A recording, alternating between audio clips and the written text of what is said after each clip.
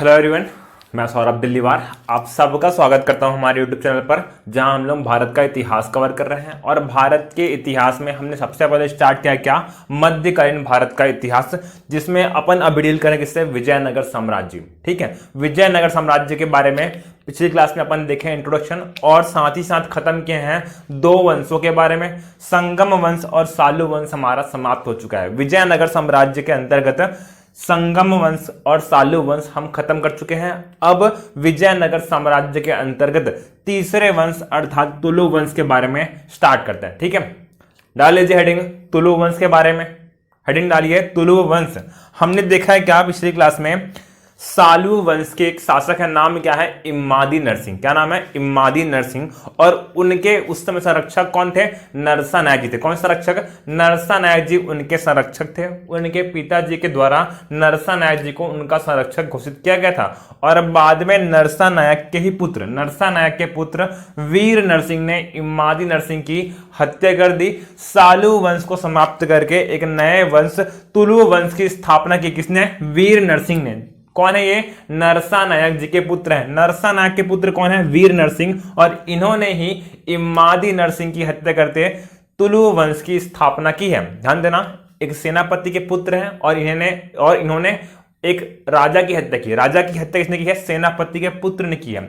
इसी कारण जो अलग अलग सामंत है, इनके राज्य में जो सामंत हैं उन सब में क्या है, आंतरिक विद्रोह है। इनके अगेंस्ट में क्या है, आंतरिक विद्रोह है। और इनका पूरा जीवन काल उन विद्रोहों के दमन में निकल जाएगा। ठीक है, ये क्या थे, सेनापति के पुत्र थे और इन्होंने एक राजा की हत्या की है। मतलब क्या है, जो इम्मादी नरसिंह के मंत्री हैं या उनके सरदार हैं, उन सब में क्या है, इनके प्रति द्वेष की भावना है, विद्रोह की भावना है। और जब ये शासक बनेंगे तब इनका पूरा जीवन काल इन विद्रोहों के दमन में निकल गया है। जो सामंत हैं, जो मंत्री हैं, वो विद्रोह कर रहे हैं और उन विद्रोहों को कुचलने में ही वीर नरसिंह का पूरा जीवन काल चला गया है।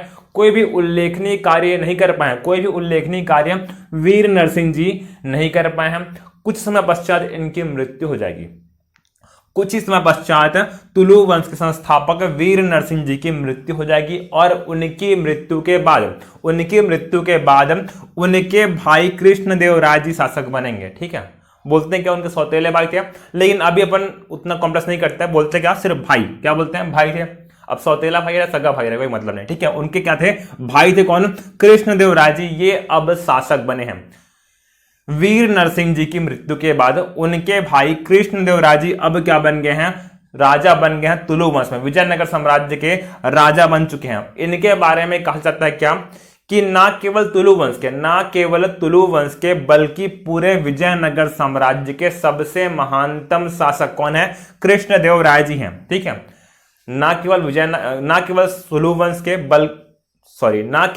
वंश के बल्कि पूरे विजयनगर साम्राज्य के सबसे महानतम शासक कौन है, कृष्णदेव राय जी हैं, जो वीर नरसिंह के भाई थे। ठीक है, अब देखते हैं इन्हें महान क्यों बोला गया, क्योंकि एक बहुत बड़े क्षेत्र पर इनका शासन था। ठीक है, जो इनके मेन अपोजिशन कौन में है, बहमनी साम्राज्य है। बहमनी साम्राज्य, ध्यान देना, इस समय अलग अलग पार्टे बढ़ चुका है। बहमनी साम्राज्य 1489 से लेकर 1526 के बीच में 5 अलग अलग पार्ट में बढ़ चुका है। कौन कौन है वो, अहमदनगर, बीजापुर, गोलकुंडा, बरार और बीदर। फिर से बोल रहा हूं मैं, 1489 से लेकर 1526 के बीच में जो इनका मेन प्रतिद्वंदी था, जो विजयनगर साम्राज्य का मेन अपोजिशन है, कौन था, बहमनी, वो 5 अलग अलग हिस्सों में बढ़ चुका था। कौन कौन थे वो, अहमदनगर, बीजापुर, गोलकुंडा, बरार और बीदर। मतलब क्या है, इनके सामने जो सबसे बड़ी शक्ति थी वो अब अलग अलग खंडों में विभक्त हो चुकी है। और उन अलग अलग शक्तियों को भी ये पराजित करेंगे, उनके क्षेत्रों पर अधिकार करेंगे। साथ ही साथ इन्होंने कला को भी अपना आश्रय दिया है, राजाश्रय दिया है। कला को भी संरक्षण दिया किसने, कृष्णदेव राय जी ने। साथ ही साथ खुद एक बहुत बड़े विद्वान व्यक्ति है, खुद भाषा के बहुत बड़े विद्वान है। कौन, कृष्णदेव राय जी। ठीक है, इसी कारण क्या बोला गया है, सबसे महान शासक। एक तो क्या कर रहे हैं, अपने साम्राज्य का विस्तार कर रहे हैं, साथ ही साथ क्या है, प्रजा को खुश रख रहे हैं, खुद विद्वान है, और साथ ही साथ कला को भी ये आश्रय दे रहे हैं, राजाश्रय दे रहे हैं। इसी कारण इन्हें क्या बोला गया है, सबसे महान शासक। देखते हैं अब इनके साम्राज्य विस्तार के बारे में। 1510 में इन्होंने बीदर के शासक महमूद शाह को पराजित किया है। 1510 में कृष्णदेवराय जी ने बीदर के शासक महमूद शाह को पराजित किया है। मैं कुछ देर पहले क्या बताया हूं, जो बहमनी साम्राज्य है 5 अलग अलग पार्टे बढ़ गया था, अहमदनगर, बीजापुर, गोलकुंडा, बरार और बीदर। तो बीदर वही है, ठीक है, जो बहमनी से अलग होकर बना है। बहमनी से अलग होकर क्या बना है, बीदर, और उसके शासक को कृष्णदेवराय जी ने 1510 में पराजित किया है। शासक का नाम क्या था, महमूद शाह। नाम क्या है उनका, महमूद शाह को पराजित किया है।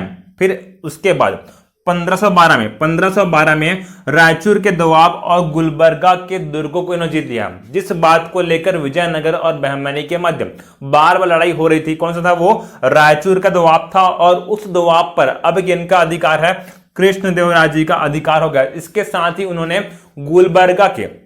गुलबर्गा के किले को भी जीत लिया है। ठीक है, अब पिछले बार हमने देखे थे जब देवराय प्रथम जी थे, जब देवराय द्वितीय जी थे, तब उनके समय में विजयनगर साम्राज्य और उड़ीसा के मध्य, विजयनगर साम्राज्य और उड़ीसा के मध्य का है संबंध कटु हो गए हैं, अच्छे नहीं हैं। विजयनगर साम्राज्य और उड़ीसा के मध्य कटु संबंध स्थापित हो गए हैं। इसी कारण विजयनगर और उड़ीसा के शासकों के मध्य बार बार युद्ध होता है, बार बार युद्ध होता है विजयनगर और उड़ीसा के शासकों के मध्य। जब कृष्णदेवराय जी शासक बनेंगे तब इनका युद्ध भी उड़ीसा के गजपति शासकों से होगा। जब कृष्णदेवराय जी विजयनगर साम्राज्य के शासक बनेंगे तब इनका सामना भी उड़ीसा के गजपति शासकों से होगा। और उस समय उड़ीसा के शासक का नाम क्या है, प्रताप रुद्रदेव। क्या नाम है, प्रताप रुद्रदेव। इनका और कृष्णदेवराय जी का आमना सामना हुआ युद्ध में। जब पहली बार हुआ तब जीत गए कौन, कृष्णदेवराय जी। सेकंड बार हुआ फिर भी जीत गया कौन, कृष्णदेवराय जी। थर्ड बार भी जीत गया कौन, कृष्णदेवराय जी। बार बार जीत रहे हैं कौन, कृष्णदेवराय जी। हार कौन रहा बार बार, उड़ीसा के गजपति शासक प्रताप रुद्रदेव जी हार रहे हैं, बार बार हार रहे हैं। तब अंत में परेशान हो जाएंगे। ठीक है, अंत में परेशान हो गए कौन, प्रताप रुद्रदेव जी। और इन्होंने अपनी बेटी का विवाह कृष्णदेवराय जी से कर दिया। ठीक है, बार बार हार रहे हैं, तमाशा हो गया है। इसी कारण अपनी बेटी का विवाह किससे कर दिया, कृष्णदेवराय जी से कर दिया, ताकि अब शांति स्थापित हो जाए।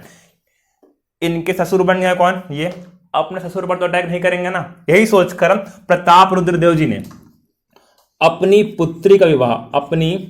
पुत्री का विवाह किससे कर दिया है, कृष्णदेवराय जी से इनका विवाह कर दिया। अब शांति स्थापित हो गया। अब उड़ीसा और विजयनगर के मध्य शांति स्थापित हो चुका है। देखते हैं, इसके बाद उन्होंने गोलकुंडा को हराकर वारंगल पर भी कब्जा कर लिया है। ठीक है, गोलकुंडा फिर से क्या है, उस बहमनी साम्राज्य से पृथक हुआ ही राज्य है। गोलकुंडा क्या है, उस बहमनी साम्राज्य से ही पृथक हुआ राज्य है, जहां के शासक को हराकर कृष्णदेवराय जी ने गोलकुंडा पर भी अधिकार कर लिया है, वारंगल वाले क्षेत्र पर भी अधिकार कर लिया है। गोलकुंडा एक किला है और उस वाले क्षेत्र के अधीन में क्या है, वारंगल था। मतलब गोलकुंडा और वारंगल पर अब कृष्णदेवराय जी का अधिकार हो गया है। ठीक है, अब एक क्षेत्र है बीजापुर। एक क्षेत्र है क्या, बीजापुर, जो बहमनी साम्राज्य से पृथक होकर बना है। और उस बीजापुर शासक के अधिकार में क्या आता है, गोवा आता है। क्या आता है, गोवा। उस बीजापुर शासक के अधिकार में क्या आता है, गोवा आता है। ध्यान देना, इस समय भारत में यूरोपियों का आगमन हो चुका है। भारत में यूरोपियों का आगमन हो चुका है। और भारत में आने वाले सबसे पहले यूरोपियन कौन है, पुर्तगाली है। कौन है, पुर्तगाली। समुद्री मार्ग के द्वारा भारत में आने वाले सबसे पहले यूरोपीय यात्री कौन है, पुर्तगाली है। और उन्हीं पुर्तगालियों में से एक पुर्तगाली गवर्नर है, नाम क्या है, अल्फांसो डी अल्बुकर्क। नाम क्या है, अल्फांसो डी अल्बुकर्क एक पुर्तगाली गवर्नर है। कृष्णदेवराय जी और इन पुर्तगालियों के मध्य अच्छे संबंध है, ये इनके मित्र हैं। क्या बोल रहा हूं मैं, कृष्णदेवराय जी जो विजयनगर साम्राज्य के राजा हैं और पुर्तगाली व्यापारियों के मध्य अच्छे संबंध है। तब क्या हो रहा है, अल्फांसो डी अल्बुकर्क अभी गोवा पर अधिकार करना चाह रहे हैं। ठीक है, अल्फांसो डी अल्बुकर्क जो एक पुर्तगाली है, ठीक है, एक पुर्तगाली गवर्नर है, वो अभी गोवा पर अधिकार करना चाह रहे हैं। परंतु गोवा अभी बीजापुर के शासक यूसुफ आदिल शाह के अंडर में आता है। इसीलिए अब अल्फांसो डी अल्बुकर्क और बीजापुर के शासक यूसुफ आदिल शाह के मध्य क्या होगा, युद्ध होगा। बीजापुर के शासक यूसुफ आदिल शाह और अल्फांसो डी अल्बुकर्क के मध्य क्या होगा, युद्ध होगा। और इस युद्ध में कृष्णदेव राय जी ने अल्फांसो डी अल्बुकर्क की मदद की है, इनकी मदद की है। अल्फांसो डी अल्बुकर्क की मदद किसने की है? कृष्णदेव राय जी ने की है।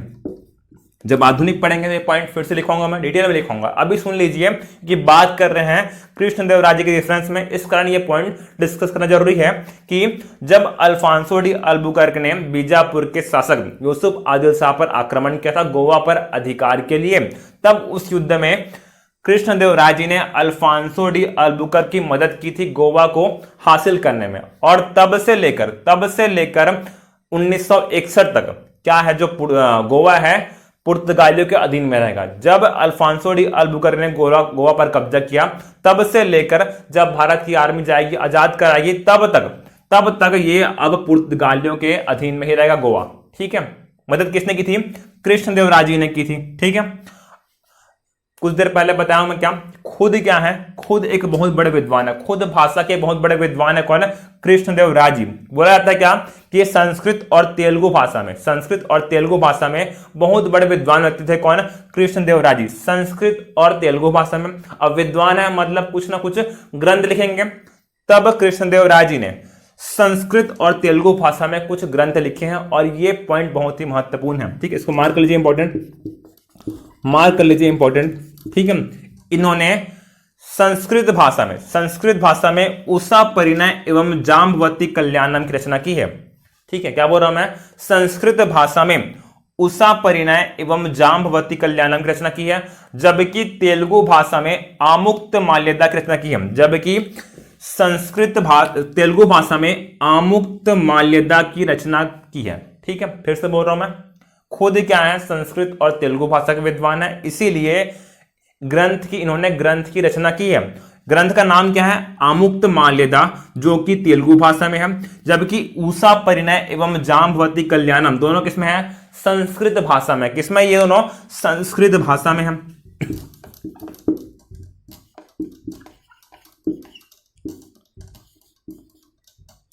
उषा परिणय एवं जाम्बवती कल्याणम संस्कृत भाषा में है, जबकि आमुक्त माल्यदा तेलुगु भाषा में है। ध्यान देना, मैं कुछ देर पहले फिर से बोला हूं कि इन्होंने विद्वानों को आश्रय दिया अपने दरबार में, कला को राजाश्रय दिया किसने? कृष्णदेव राय जी ने। और उसी कड़ी में इनके दरबार में 8 तेलुगु विद्वान रहते हैं, 8 तेलुगु कवि रहते हैं। ठीक है, 8 तेलुगु विद्वान या 8 तेलुगु कवि रहते हैं कृष्णदेव राय जी के दरबार में। और उन्हीं को बोला गया क्या? अष्टदिग्गज बोला गया। क्या बोला गया है? अष्टदिग्गज बोला गया है। विजयनगर साम्राज्य के अंतर्गत तुलुव वंश के राजा कृष्णदेव राय जी के दरबार में तेलुगु भाषा के 8 विद्वान, 8 कवि रहते हैं। उन्हीं को हमने क्या बोला है? अष्टदिग्गज बोला है।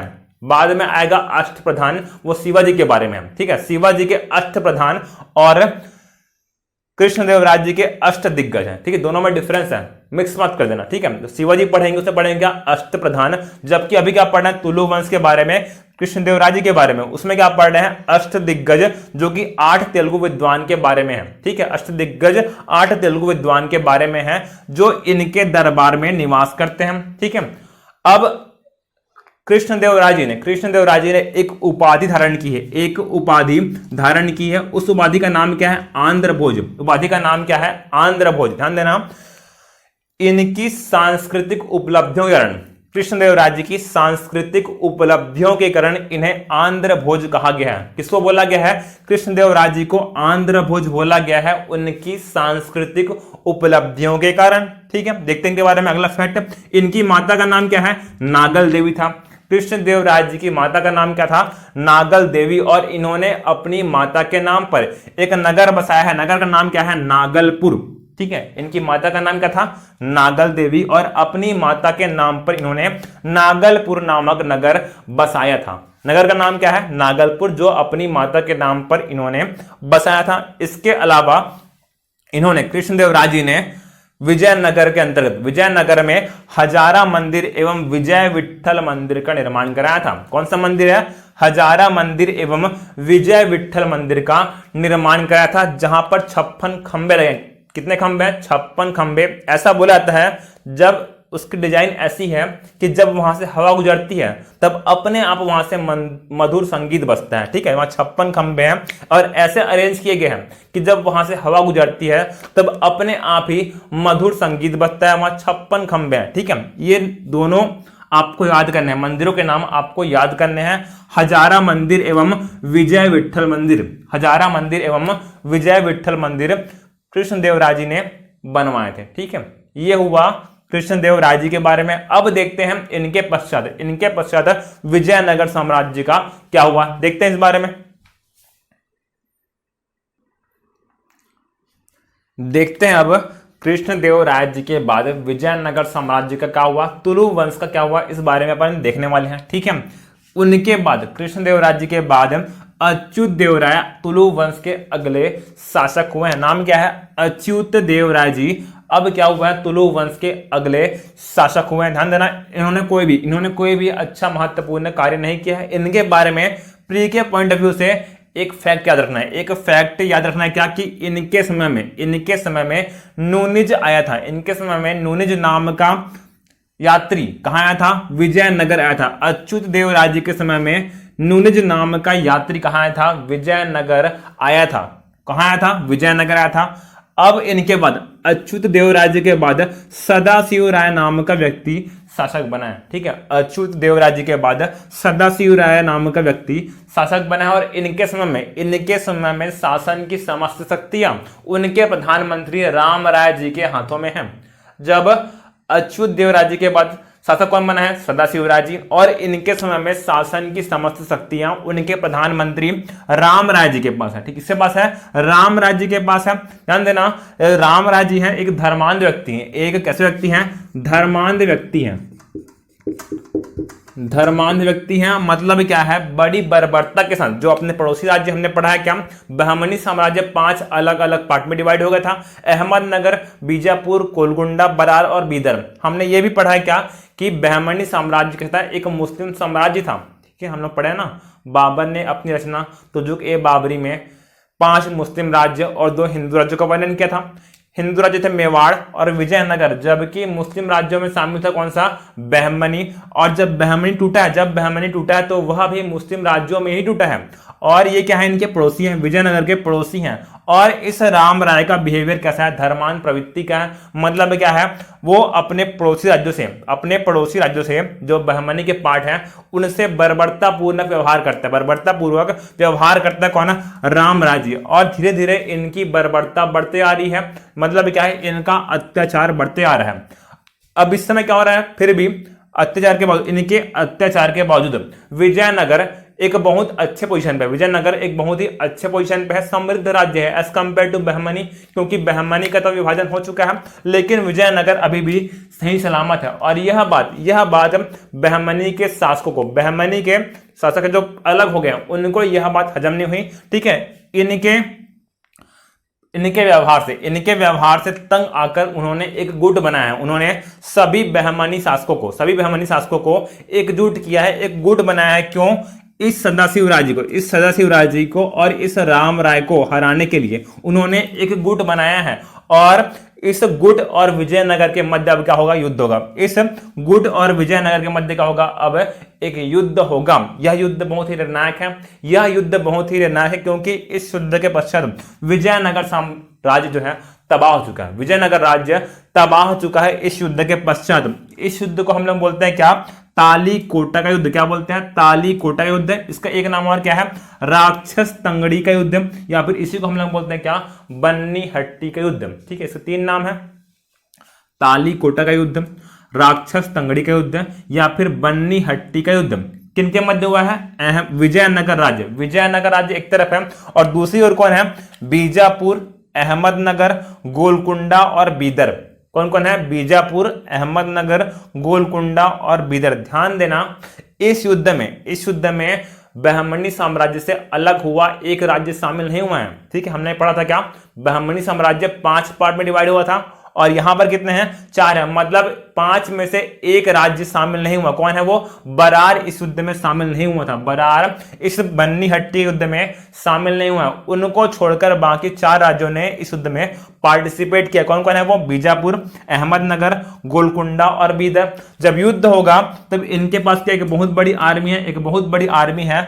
और जो प्रधानमंत्री राम राय अब चारों ओर से घिर चुके हैं। अब चारों ओर से घिर चुके हैं। कौन? राम राय जी। और इनके सेनापतियों ने घेर कर उनकी हत्या कर दी है। और हत्या करने के बाद पश्चात विजयनगर को भारी क्षति पहुंचाई है। विजयनगर को इन चारों शासकों ने, इन चारों राज्यों के सेनापतियों ने भारी हानि पहुंचाई है, तबाह कर दिया। विजयनगर साम्राज्य को तबाह कर दिया गया है इस तालीकोटा युद्ध के पश्चात। हमने पढ़ा क्या? सबसे पहले स्टार्ट किया विजयनगर। तब बताऊं मैं कि एक व्यक्ति, नाम क्या है? सैवल। उन्होंने एक पुस्तक लिखी थी, द फॉरगॉटन एम्पायर।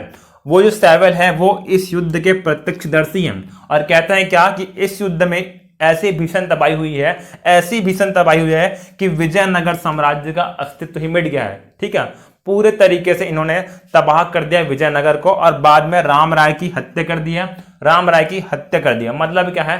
तुलु वंश अब समाप्त होने वाला है। तुलु वंश अब समाप्त हो चुका है, क्योंकि ये तो क्या है? अल्पस थे और इनके समय में वास्तविक शक्ति राम राय के हाथों में थी। और इनको हरा दिया किसने? इस गुट ने राम राज्य को हरा दिया। मतलब क्या है? इनके हाथ में अब राज्य नहीं रहा है। लेकिन एक बात हो गई क्या? इस राम राज्य के एक भाई है। नाम क्या है? तिरुमल। ठीक है, जब ये युद्ध हो रहा है तब तिरुमल जी वहां से भाग गए। तब तिरुमल जी विजयनगर से भाग गए। भागकर कहां हैं? पेनुकोंडा है। कहां है? पेनुकोंडा। और पेनुकोंडा में आकर उन्होंने एक नए साम्राज्य की, एक नए वंश की नींव रखी है। नया साम्राज्य नहीं, नया वंश। एक नए वंश की नींव रखी। कौन सा वंश है? आरवीडु वंश। कौन सा वंश है? आरवीडु वंश। हम लोग पढ़ चुके हैं संगम वंश, सालू वंश, तुलु वंश पढ़ चुके हैं। हमने देखा क्या तुलु वंश का अंत कैसे हुआ है? इस युद्ध में हुआ है जब विजयनगर और इन गुटों के मध्य युद्ध हुआ है। और विजयनगर राज्य जो जगह है, विजयनगर जो राजधानी थी, उसे पूरी तरीके से तबाह कर दिया गया। वहां पर अब रहने लायक नहीं बचा क्या? विजयनगर। तब जो प्रधानमंत्री थे राम राय, प्रधानमंत्री कौन? राम राय। उनके एक भाई है, नाम क्या है? तिरुमल। ये अब पेनुकोंडा आ गए और पेनुकोंडा में इन्होंने एक नए वंश की स्थापना की। कौन सा वंश है वो? आरवीडु वंश। कौन सा वंश है? आरवीडु वंश। ठीक है, जब पहली क्लास हुई है ना, वहां पर बताऊंगा विजयनगर साम्राज्य की 4 राजधानियों के बारे में। ठीक है, विजयनगर साम्राज्य की 4 राजधानियां रही थी। पहला कौन सा था? अनेगोंडी। फिर क्या बना है? विजयनगर। फिर क्या बना है? पेनुकोंडा। और लास्ट में आएगा क्या? चंद्रगिरी। इन 4 जगहों को विजयनगर साम्राज्य की राजधानी बनने का श्रेय प्राप्त हुआ है, अवसर मिला है। ठीक है, हमने देखा है क्या? हरिहर और बुक्का ने आरंभिक रूप से अपनी राजधानी क्या बनाई थी? अनेगोंडी को बनाई थी। फिर हमने देखा भी क्या? हरिहर प्रथम ने अपने शासनकाल के 7वें वर्ष के दौरान अपनी राजधानी कहां चेंज की है? विजयनगर अर्थात हम्पी को अपनी राजधानी बनाई थी। अब देख रहे हैं क्या? जो राम राय का भाई तिरुमल है, कहां गया? पेनुकोंडा। और पेनुकोंडा को केंद्र मानकर ही उसने चौथे वंश आरवीडु वंश की स्थापना की है। क्लियर है? फिर से सुनिए एक बार, क्या बोल रहा हूं मैं? हरिहर और बुक्का ने सबसे पहले विजयनगर साम्राज्य की स्थापना की और अनेगोंडी को अपनी राजधानी बनाई थी। क्लियर है? फिर हमने देखा क्या? शासनकाल के 7वें वर्ष के दौरान हरिहर प्रथम ने अपनी राजधानी अनेगोंडी से विजयनगर अर्थात हम्पी स्थानांतरित की है। फिर हमने देखा क्या? राम राय के भाई हैं, जब तालीकोटी युद्ध हुआ है तब विजयनगर पूरे तरीके से तबाह हो गया है। तब राम राय के भाई तिरुमल कहां गए हैं? पेनुकोंडा। और पेनुकोंडा को केंद्र मानकर इन्होंने विजयनगर साम्राज्य के अंतर्गत चौथे राजवंश आरवीडु वंश की स्थापना की है। चौथे वंश आरवीडु वंश की स्थापना तिरुमल ने की है, जो कि राम राय के क्या है? भाई हैं। ध्यान देना, अब विजयनगर तबाह हो गया है। इस युद्ध में जो तालीकोटा युद्ध हुआ है उसमें जो संघ बना है उन्होंने विजयनगर को जीतने के पश्चात उसे भारी आर्थिक क्षति पहुंचाई है। अब रहने लायक नहीं रहा है। अब विजयनगर निवास करने योग्य या फिर शासन करने योग्य नहीं रहा है, विजयनगर अर्थात हम्पी। तब राम राय के भाई कहां चले गए हैं? राम राय के भाई तिरुमल पेनुकोंडा गए हैं और आरवीडू वंश की स्थापना कर दिया। देखते हैं चौथे वंश आरवीडू वंश के बारे में। आरवीडू वंश के बारे में देखते हैं, कोई भी महत्वपूर्ण क्वेश्चन आरवीडू वंश से नहीं बनता है, ठीक है। मैक्सिमम टू मैक्सिमम प्री में अगर क्वेश्चन पूछ लिया तो पूछ सकता है क्या, आरवीडू वंश संस्थापक कौन है, सबसे महानतम शासक कौन है और सबसे अंतिम शासक कौन है। या फिर क्वेश्चन पूछ सकता है क्या कि आरवीडू वंश के शासक पढ़ेंगे कौन है, उन्होंने अपनी राजधानी चेंज की है, ठीक है, उन्होंने अपनी राजधानी चेंज की है। पूछ सकता है कि इनकी राजधानी क्या थी या फिर किसने राजधानी चेंज की। यही क्वेश्चन बन सकता है आरवीडू वंश के बारे में प्री में। जहां तक मेरा दृष्टिकोण है, मेंस में आरवीडू वंश से क्वेश्चन नहीं बनता है, लेकिन अगर आ गया आरवीडू वंश के बारे में लिखे तो 2 मार्क्स में आएगा। और जो फैक्ट बता रहा हूं मैं, ये आपको लिखना है। सबसे पहला फैक्ट क्या है, आरवीडू वंश के संस्थापक कौन थे, वो तिरुमल थे, जो कि राम राय के भाई थी। इन्होंने पेनुकोंडा को केंद्र मानकर आरवीडू वंश की स्थापना की। अब तिरुमल के पौत्र हैं, तिरुमल के पौत्र है, नाम क्या है, वेंकट द्वितीय। तिरुमल के एक पौत्र है, नाम क्या है, वेंकट द्वितीय।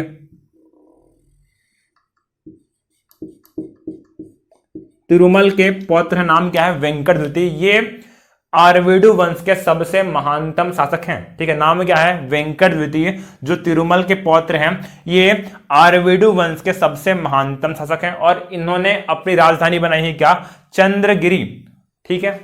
अब जो 4 राजधानी है, 4 राजधानी अपन पढ़े थे सबसे पहली क्लास में कि विजयनगर साम्राज्य की राजधानी बनने का गौरव 4 स्थानों को मिला था, अनेगोंडी, विजयनगर, पेनुकोंडा और चंद्रगिरी, ठीक है। अब देख चुके हैं कि किन किन शासकों ने राजधानी चेंज की है। जो तिरुमल के पौत्र हैं वेंकट द्वितीय, इन्होंने अपनी राजधानी पेनुकोंडा से चंद्रगिरी स्थानांतरित की है, ठीक है। अब इसके बाद देखते हैं अंतिम शासक विजयनगर और आरवीडू वंश के अंतिम शासक, नाम क्या है इनका, श्रीरंग तृतीय। नाम क्या है, श्रीरंग तृतीय।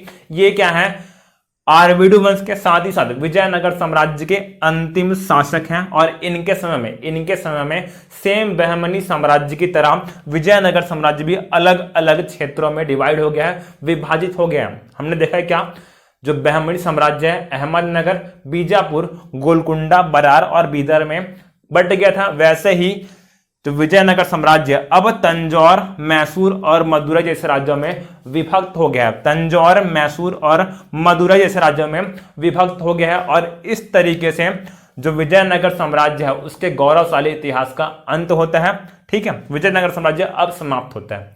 अब कुछ जो फैक्ट हैं विजयनगर कालीन प्रशासनिक व्यवस्था के बारे में वो देख लेते हैं। विजयनगर कालीन प्रशासनिक व्यवस्था के बारे में कुछ फैक्ट है, देख लेते हैं।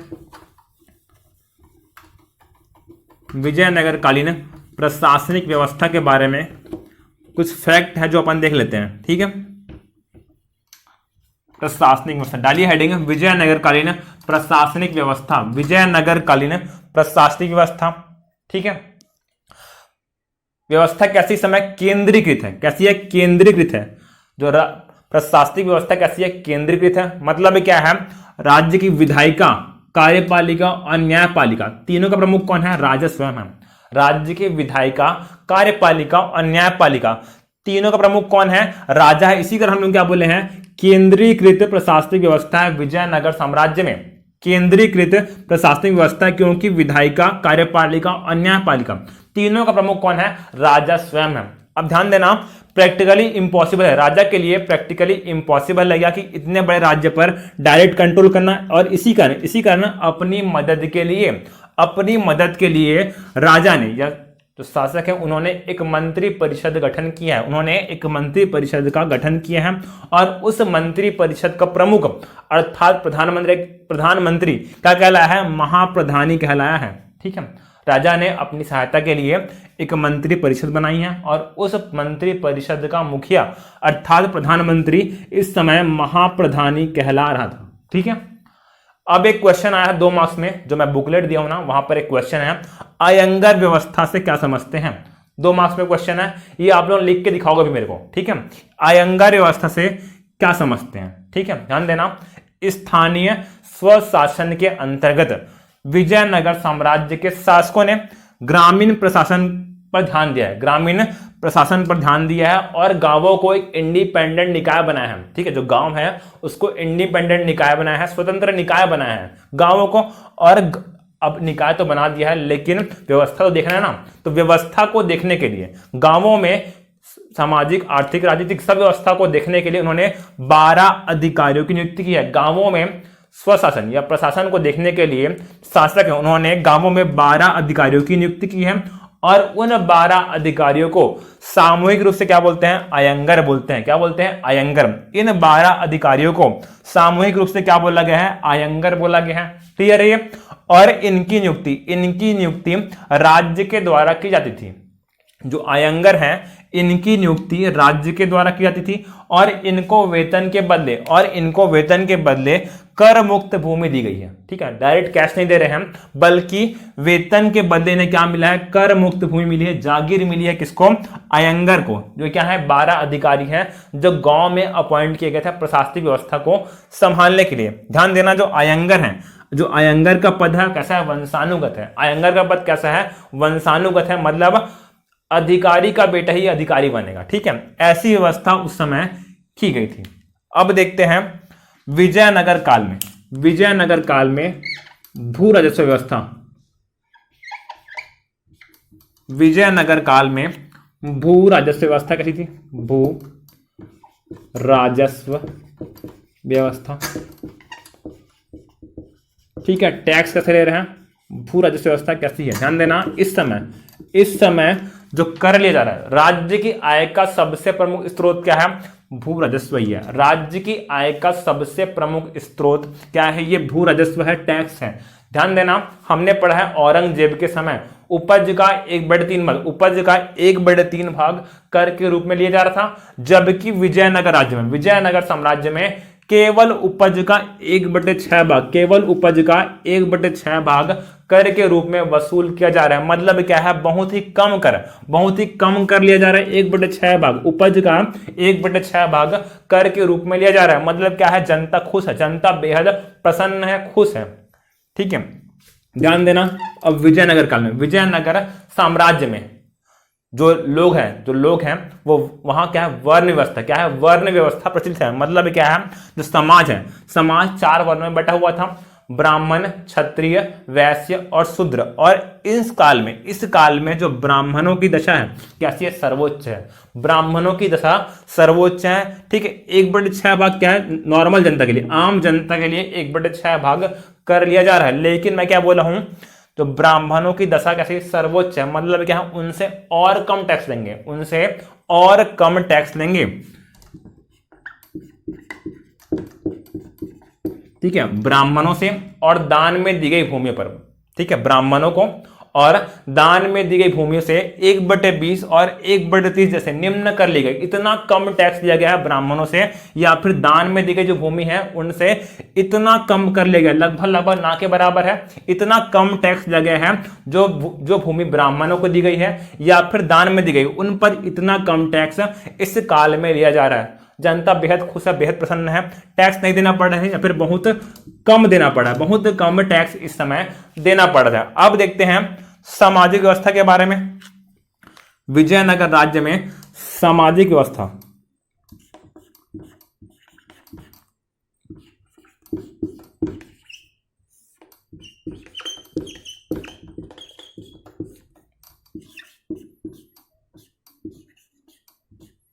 सामाजिक व्यवस्था के बारे में ध्यान देना। इस समय कुछ देर पहले रिपीट किया हूं मैं क्या, कि इस समय समाज 4 वर्णों में बैठा हुआ था। ठीक है, मतलब क्या है? यहां पर वर्ण व्यवस्था प्रचलित थी। विजयनगर साम्राज्य में समाज 4 वर्णों में बैठा हुआ था, जिसमें से ब्राह्मण क्या थे? सर्वोच्च थे। ब्राह्मण इस समय अपनी सर्वोच्च अवस्था में थे। साथ ही साथ यहाँ पर जाति प्रथा का भी प्रचलन था। विजयनगर साम्राज्य में समाज अलग अलग जातियों में बटा हुआ था। मतलब क्या है? यहाँ पर जाति प्रथा प्रचलित थी। ठीक है, एक बुराई भी है क्या? यहाँ पर दास प्रथा का भी प्रचलन है। इस समय दास प्रथा का भी प्रचलन है विजयनगर साम्राज्य में। और एक महत्वपूर्ण पॉइंट है क्या? सती प्रथा का प्रचलन केवल उच्च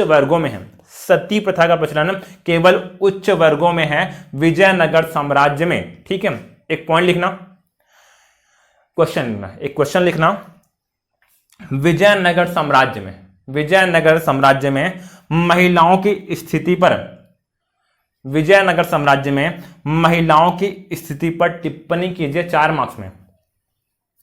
विजयनगर साम्राज्य में महिलाओं की स्थिति पर टिप्पणी कीजिए 4 मार्क्स में। ये आपका होमवर्क है, ठीक है। ये आप लोग लिख के लाओगे, बुक पढ़ोगे, सर्च करोगे, ठीक है, कि इस समय जो महिलाओं की स्थिति थी वो कैसी थी।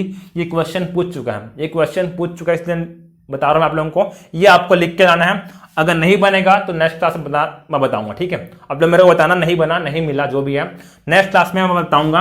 पहले एक बार सर्च कीजिए, ठीक है, कि इस काल में जो महिलाओं की स्थिति थी वो कैसी थी। ये आपका होमवर्क है, ठीक है।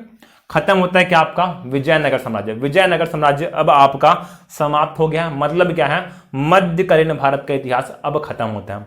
मैं पहले ही बता चुका हूं कि जो सूफी आंदोलन है, भक्ति आंदोलन है, वो मैं जब प्राचीन डील करूंगा तब वहां पे पढ़ाऊंगा, ठीक है। उसको छोड़कर पूरा खत्म हो चुका है क्या मध्यकालीन भारत का इतिहास, जो आपके मेंस के सिलेबस में है, ठीक है। अंदर जो बहमनी है आपके सिलेबस में नहीं है, ठीक है। मध्यकालीन भारत का इतिहास खत्म होता है। कल से पढ़ेंगे आधुनिक भारत का इतिहास एक नई एनर्जी के साथ। थोड़ा अप्रोच चेंज करेंगे, जब वहां पढ़ेंगे थोड़ा अप्रोच चेंज करेंगे, इससे भी बेहतरीन तरीके से पढ़ने की कोशिश करेंगे, ठीक है। आधुनिक भारत का इतिहास, क्योंकि प्री में हो या मेंस में मैक्सिमम क्वेश्चन वहीं से बनते हैं, मैक्सिमम क्वेश्चन आधुनिक भारत से ही बनते हैं। इसीलिए और अच्छे तरीके से पढ़ने का प्रयास करेंगे आधुनिक भारत, ठीक है। Thank you class.